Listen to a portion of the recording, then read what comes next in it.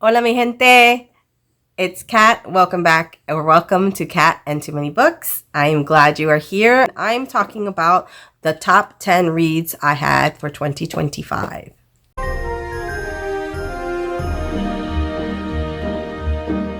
Now, I read 52 books, 53 books, something like that in 2025.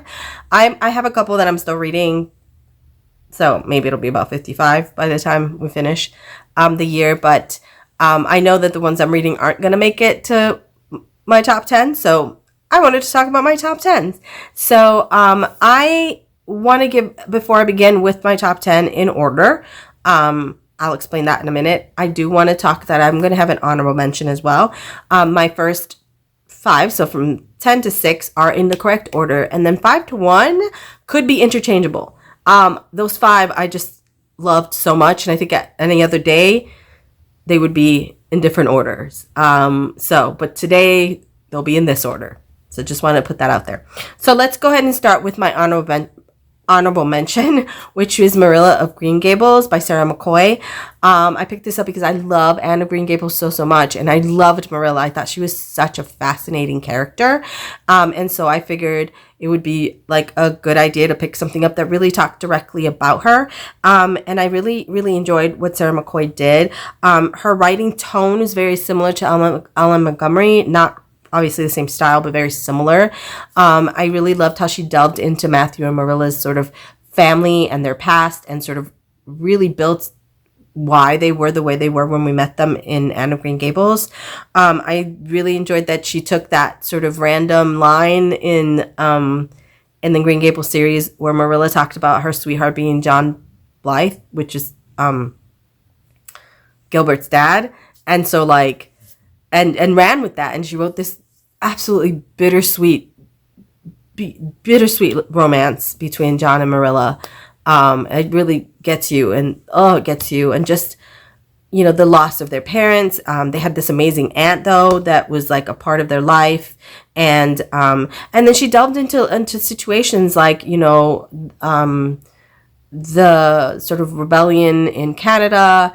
The division between those who were like royalists, and those that felt that they didn't want to be a part of the crown anymore, slavery and abolition, and sort of delved some into that around the whole family. It was really, really good. I highly recommend it. I didn't quite make my top 10, but it was definitely a book I wanted to give an honorable mention to. Okay, so these top 10 are actual books that I gave 10 stars, 5 stars to. So they are all books I gave 5 stars to. So I wanted to talk about all of them. So let's start with number 10, which for me, number 10 was Get a Life, Chloe Brown by Talia Hibbert, which, I mean, and I'm sure so many people know this one. I'm not a romance girly. I enjoy romance. I'm a big queer romance person. I love queer romances so much. I really do. I read them more than any other romance, but I read all romance if I find it interesting.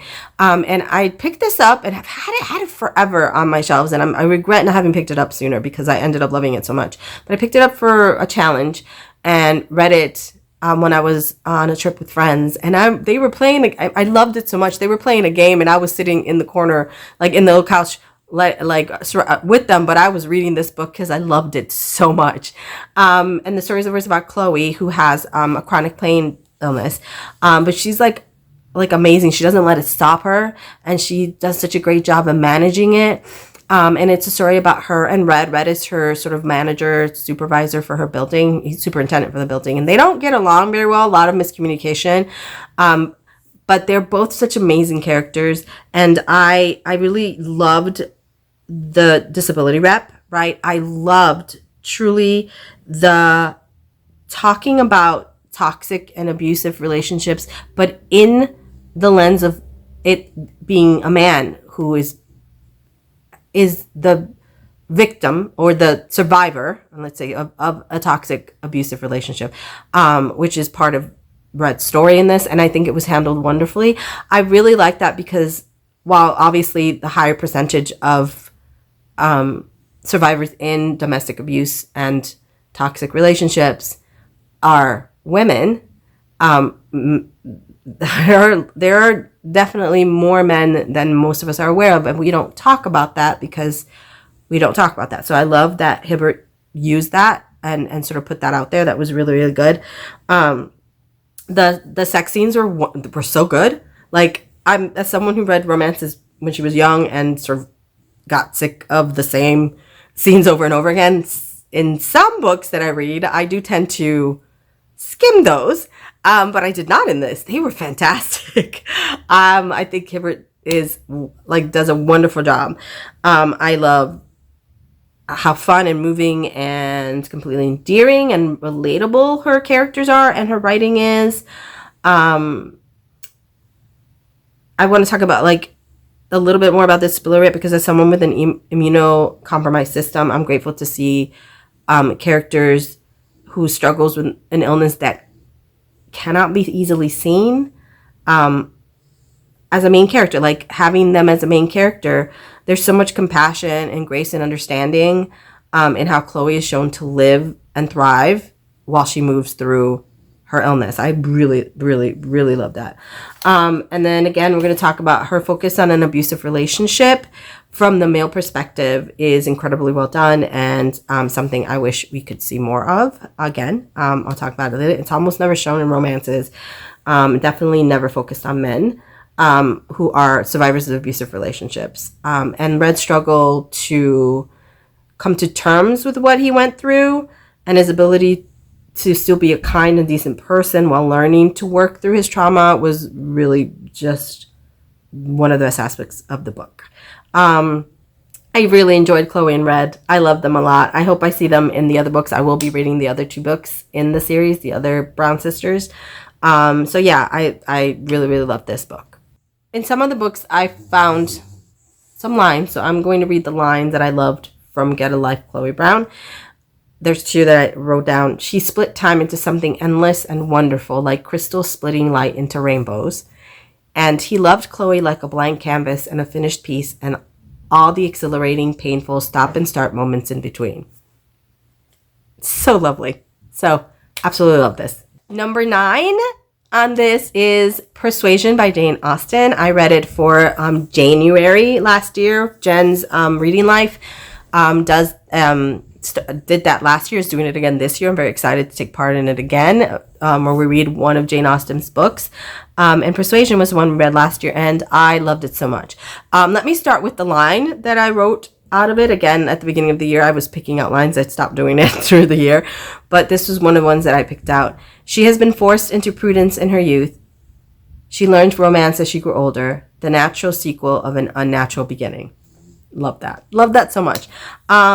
So I am an Austen girly. I love Austen. And I think one of her many gifts was creating strong female characters while not falling into what in her time might have been unrealistic executions of personalities.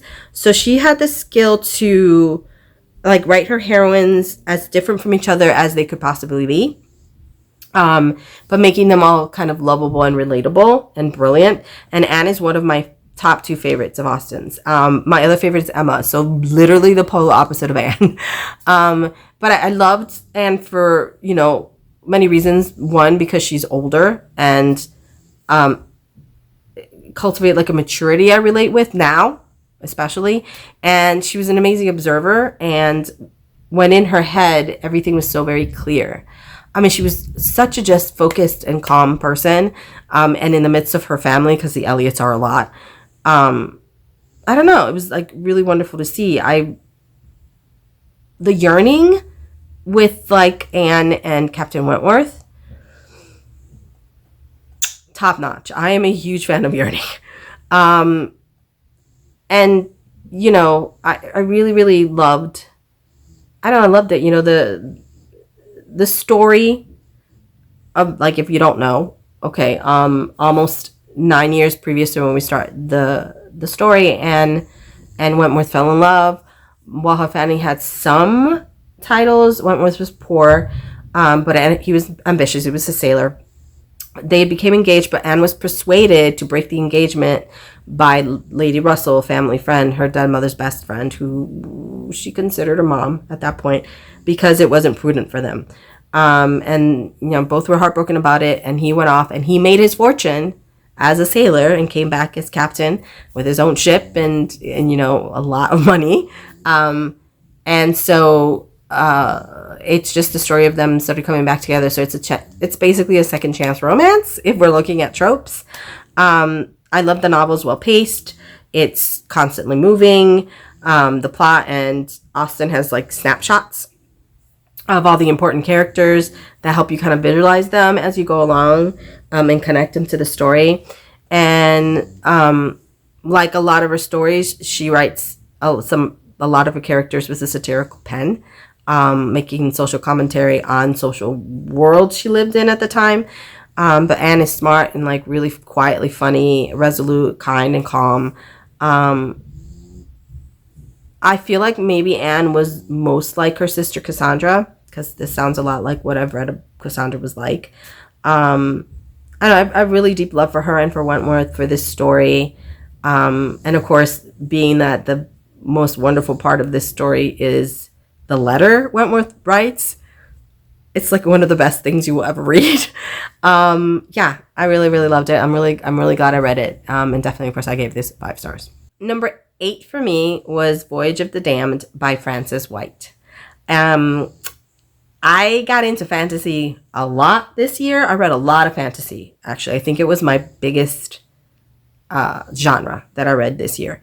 And this was one of the first fantasies I read in the year. I read it pretty early in the year, and I really, really loved it.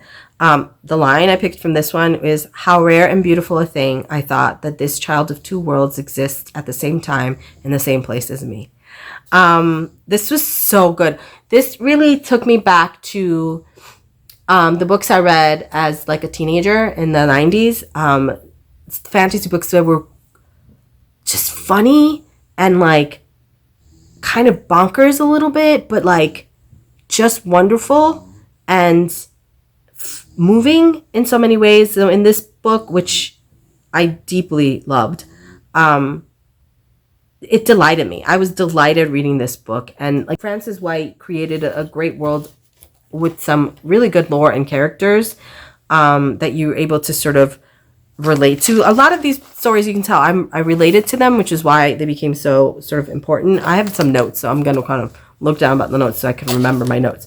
But so the basic idea of, if you don't know, Voyage of the Dam takes place in a land called Concordia, which is made up of 12 provinces. And when we begin, there is a 12-day voyage to like the big sort of mountain that they sort of worship, and 12 heirs, each one from each province, is on this ship. They have all known each other for many, many years. They don't all like each other. Each sort of province thinks they're the best and, should be part of whatever, should be the new emperor, blah, blah, blah, blah. But the heir to the throne is murdered. And so you have to figure out what what happened.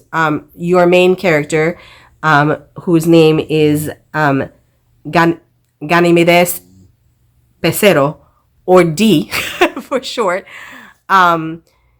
is the heir of the Pesero, so like the fish province, basically, who are like the bottom rung, basically, kind of the provinces. And everybody else has and comes into their own powers as they move along. He does not have a power. So he lies about it all the time. He has to. But it ends up being that he has to be the one to figure out who murdered the heir, right? The heir to the throne. However, it starts it's not just one murder. Like it becomes almost like an Agatha Christie situation, and then there was none, right? Like, heirs are killed, like are being killed, basically all of the heirs. So Dee has to try to figure out what's going on. It was funny. It was engaging. It was really creative. I enjoyed the world building. The characters were not likable for the most part. There was only a few really likable characters, D being one of them, and even he's just a lot. But like the romance, I really, really loved. And oh, there was just a lot that I enjoyed about this. It's a really good fantasy standalone, and we don't find many of those now. So if you haven't picked it up, I highly recommend it. Number 7 for me was Catabasis or Catabasis. I don't know how you say it. You can say it either way, by R.F. Kuang. So I'm going to be upfront. This is my first R.F. Kuang, and I loved it. I know this book is divided a lot of people. Some people didn't like it. Some people really liked it. I think if you read Babel, and you love that, you might not like this one. So I'm going to be reading Babel this year. I have not read it yet. So I'm hoping I still like it. I know some people, I don't know, didn't particularly like this one. I really enjoyed it. I loved it, truly. It was a really fun reading experience for me. Alice is messy, but relatable. So the basic premise of this is that Alice Law has to travel to the underworld to basically get her professor back, Professor Grimes, her professor, in order to be able to finish her thesis so that she can get her degree, basically get what she needs to get. So she like travels to the underworld to basically what is Dante's Inferno, the nine circles of hell, to find him, to bring him back, basically, in whatever way she needed to bring him back. There's a lot that goes with that. Another one of Grimes's sort of, I guess, students, because they're older, so I don't call them students, but they kind of were students. Peter travels with her. He doesn't let her go by herself, and together they go through the 9 circles of hell to find Grimes, and they meet a whole bunch of people down there. I don't want to give anything away because this is like an experience to read, but I know that I know that some of the complaints were that there was not enough delving into a lot of the sort of sexism and inherent nastiness in academia, and the way that professors sort of took advantage of students. This is set in the 80s as well. So I feel like that was part of what Kuang didn't talk about it, because it was what it was at that time. I don't know how to explain it. Like, you don't talk about it because it was a thing that happened, so it was like in the space it was written, it made sense. You as a reader are frustrated. I get that, but I kind of understood that part. I know it was really, really well done. It's also sort of a love story. And I think Kuang had just gotten married when she wrote this, so I think maybe some of that like marital happiness bled over a bit. And so it has a really sort of kind of happy ending, I guess. I don't exactly know how to say it. I enjoyed the writing of this, the world that we went into, meeting all these different characters.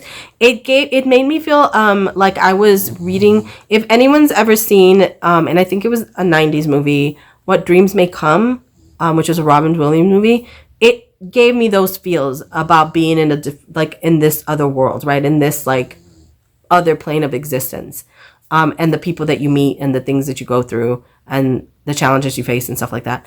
Yeah, it was really good. I highly recommend if you like fantasy, and it has a lot of philosophy in it as well. It's a lot more translatable, I guess, than I feel like Babel was, in my opinion.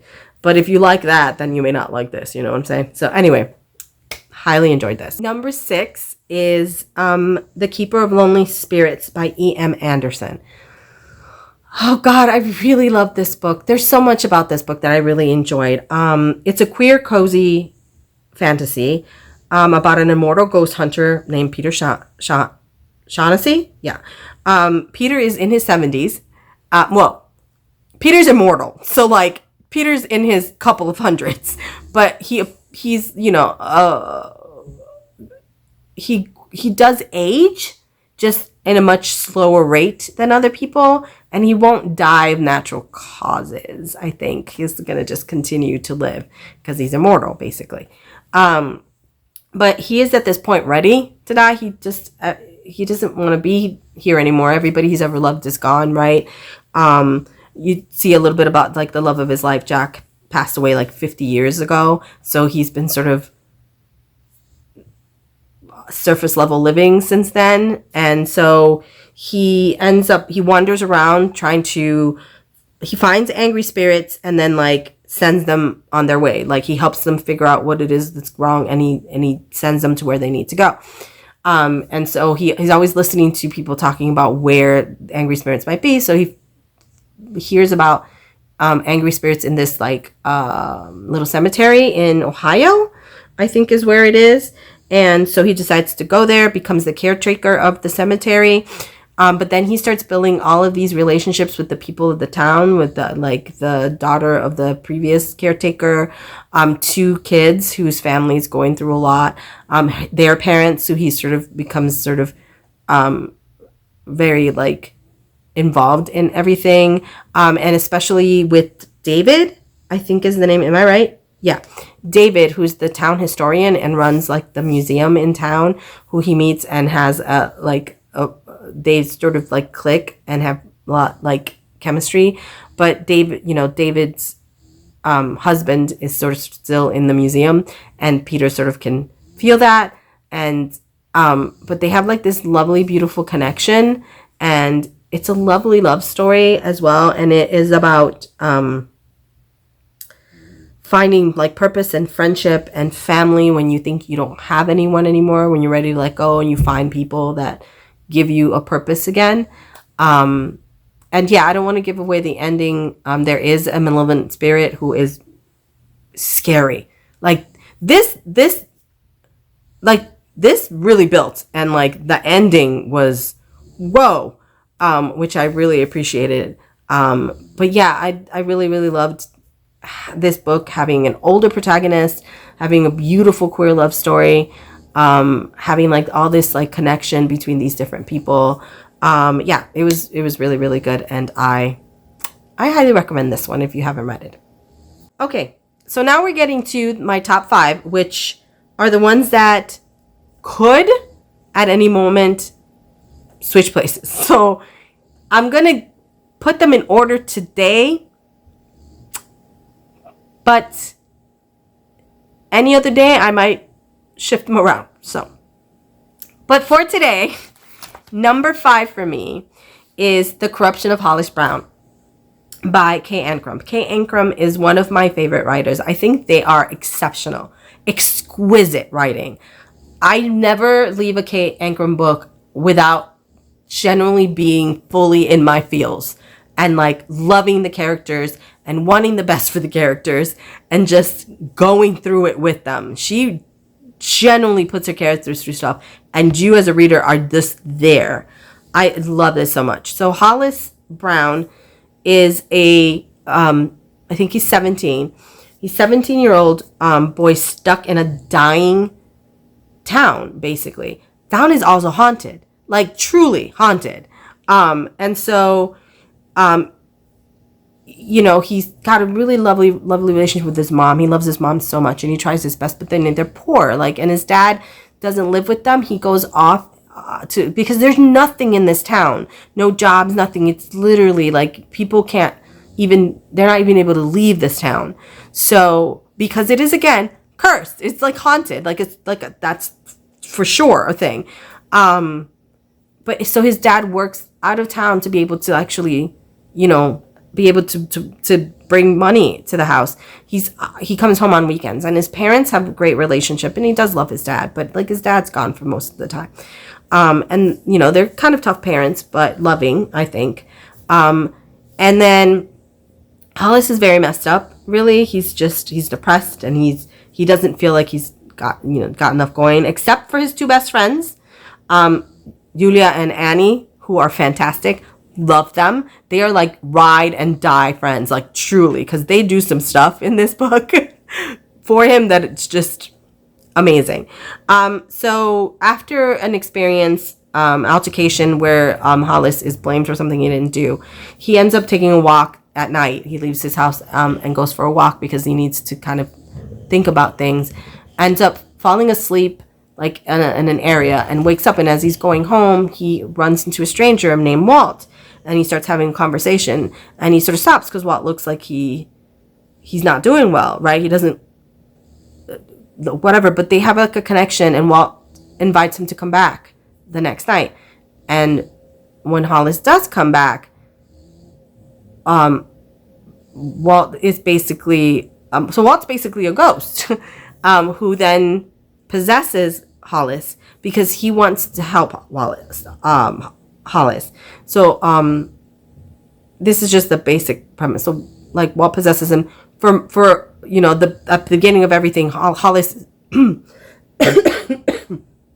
excuse me, Hollis is high key fighting the possession, like he's trying to kick him out of his body. But eventually he and Walt sort of connect, and he starts to empathize with Walt, and he starts to understand that Walt has been doing this for a really long time, possessing people, but he always tries to do it to help people. He leaves their lives, if he can, better than he left them, right? He leaves them better than he found them, basically, because he wants them to be okay. And it's always by invitation. He never forces it. So he did get invited. Like Hollis basically kind of invited him to do it. He just didn't realize what he was inviting him to do, to be fair. And it's just like the story progresses into this absolute, like,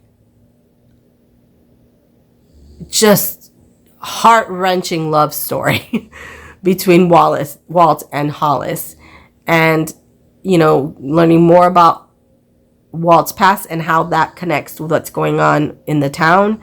And it's just gorgeous writing, gorgeous characterization. I can never explain about Kay Ancrum's writing because I don't know what they do or what they put in their books, but I absolutely I've loved every single one of the books I've read of Kay Ancrum. Like every single book I've given 5 stars. So this is no exception.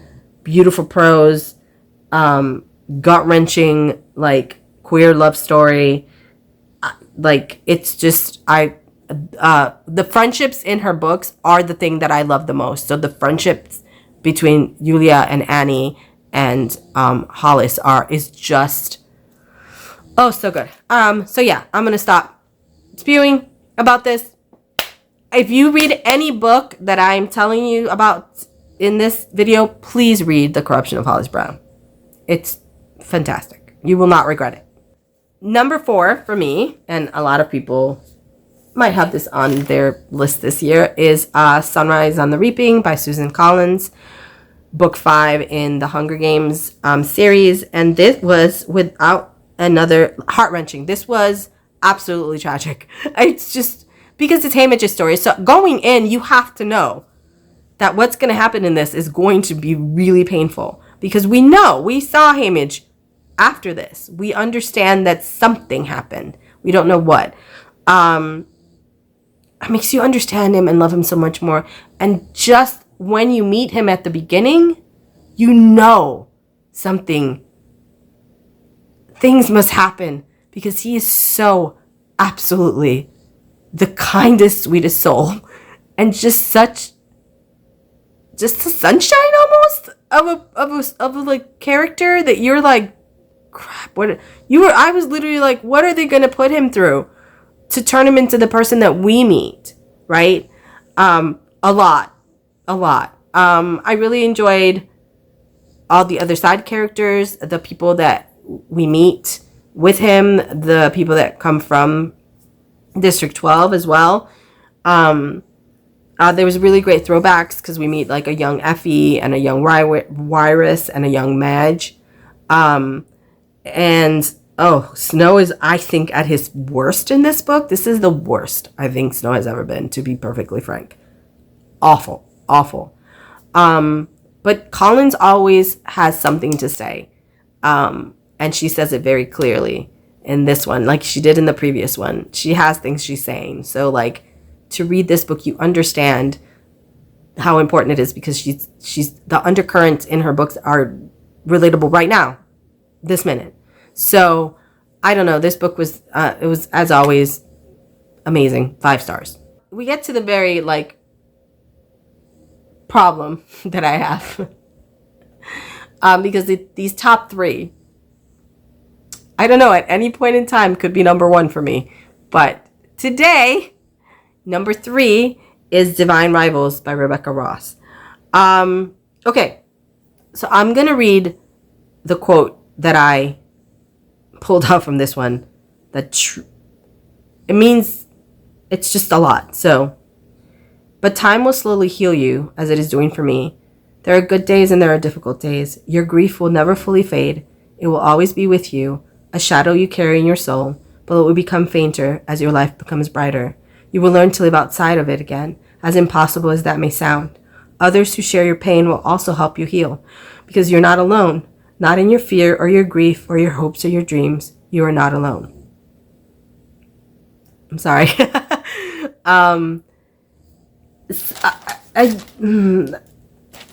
Sometimes you read a book that you think you might like, and then you find that it touches you in a way that you were not expecting, and this book is that book for me. Grief is a really palpable feeling, and loss is something that I deal with daily, and I found that Rebecca Ross expresses what that feels like so beautifully in this story, especially. And this book is beautiful. It was beautiful. I unexpected, because it's a young adult novel, or maybe it's a new adult novel, but it's, I think it's a young adult novel. And just the truth about war, what it costs, how grief shapes us, what love can and should feel like, how to be vulnerable, how to find happiness in something as awful as death and war. It was so exquisitely done. And the characters, they make you feel for them. Iris and Roman, absolutely one of the best romances I've ever read. The found family they find that kind of heals some of the stuff they're going through, and like kind of helps create life and like find some joy amongst everything else, is so well executed. And then add to the fact that this is epistolary. Sorry, I'm in my feels, which is one of my favorite forms of writing, and this book had me hooked. It was for me, and I think maybe this book isn't a cup of tea for everybody, especially if you're someone who loves romantasy, and I feel this doesn't have all of the things people look for in romantasy, but this is what I want from romantasy. This particular book is what I want from it. Gorgeously written, I think, and I don't know. I love this, like, writing about 2 lost people who like find each other and themselves together and apart. It's so touching and lovely, and the end is so much. I have not read the sequel. I'm a little afraid to read the sequel, but I have to, because, fair warning, it's kind of a cliffhanging at the end of this. So like it lives kind of on a cliffhanger. But I loved it so much. I loved it so much. Absolutely one of my favorite books of the year. I think it might be one of my favorite books of all time, to be perfectly frank. So please read this if you have not. In my number 2 slot, again, this one could very well be number 1. I love this so much. I'm going to talk about this book, but I read the entire series this year, and I gave the entire series 5 stars. Every single book. But I'm going to just put up only one book, and that's An Ember in the Ashes by Sabaa Tahir. I absolutely adored this story. I think the way that she took each character on an arc changed everything about their lives.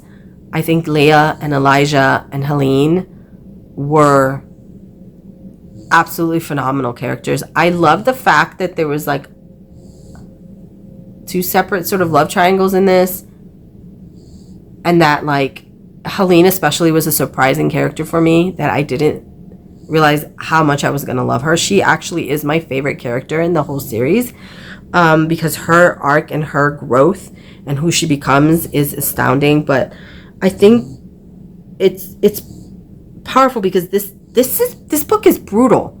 I mean, it is brutal. Stuff happens in this that you just were like, oh my God, as you're reading it. It just was so difficult, but so true, because war is brutal and dictatorships are brutal and like regimes are brutal. And so like, why are you gonna lie about that? And Sabra Tahir took, you know, history, her own history and of her own culture, and like put it in here along with like mythology, and like put it in here. And it was just, it was great. The love for family that the characters had, love for their friends the characters had. Each character had strengths that really like pushed their narratives and strengthened the story. And I really enjoyed that there was never like a gift wrapped ending to this, in any of the books, to be perfectly frank. And I mean, I think Sabra Tahir has a beautiful way with narrative where she even gives you like layering. Is layering the word I'm thinking of? Depth. Maybe like depth for even her antagonists. Not to the point that you excuse them or even want them to survive, but you understand them. Like you get them, right? So like she makes this so that you understand these people. I genuinely loved this series, this book. Probably my favorite, only because it made us like see everybody and get everybody, understand everybody, or begin to understand. So like introduced to the world. So it has like the specialist place in my heart. But the whole series, please just read the whole series. It was amazing. Number one, and I'm going to be very firm in this. This is going to be my number one for the year. Okay. I probably wouldn't change this book in its ranking because I have not stopped really thinking about this book since I read it, and I read it in, I feel like January, maybe February. So I read it at the very, very beginning of this year. And that is Rules for Ghosting by Shelley J. Shore. I'm going to read the like quote.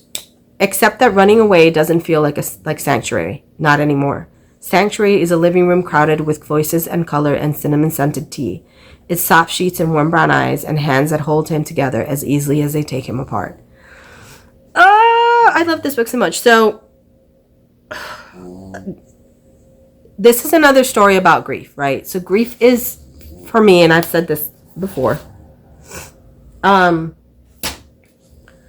grief is this really solid, hard ache in the middle of your chest most of the time. But sometimes it's not. Sometimes it's just this kind of quiet, constant whisper.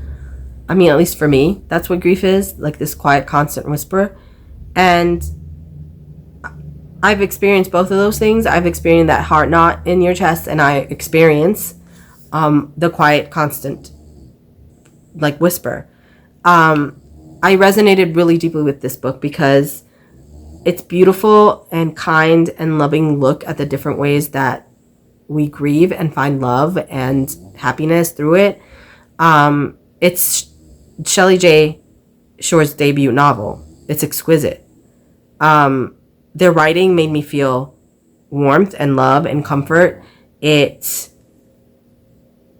really got me through everything that Ezra was experiencing, I was experiencing. So Ezra is a trans man in his mid-20s who's been able to see ghosts since he was 6 years old.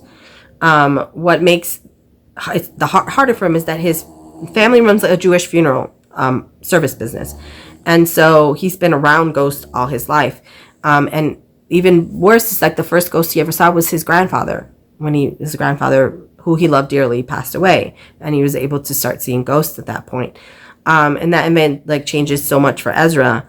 And we find him trying to sort of navigate his life, helping his family when he can. and then like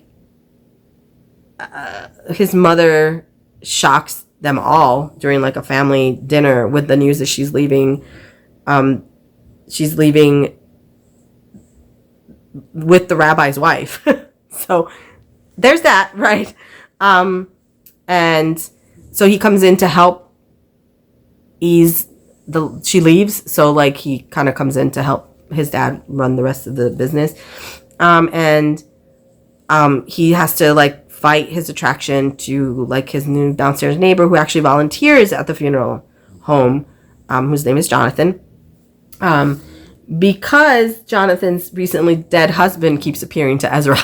So it's like so complicated, but it sounds really heavy, but it's really dealt with like a wonderful and sort of kind of gorgeous levity in many parts of it, while also showing the reader how deeply all of that affects these characters. And even though the book is about ghosts, it's not a ghost story, to be perfectly frank.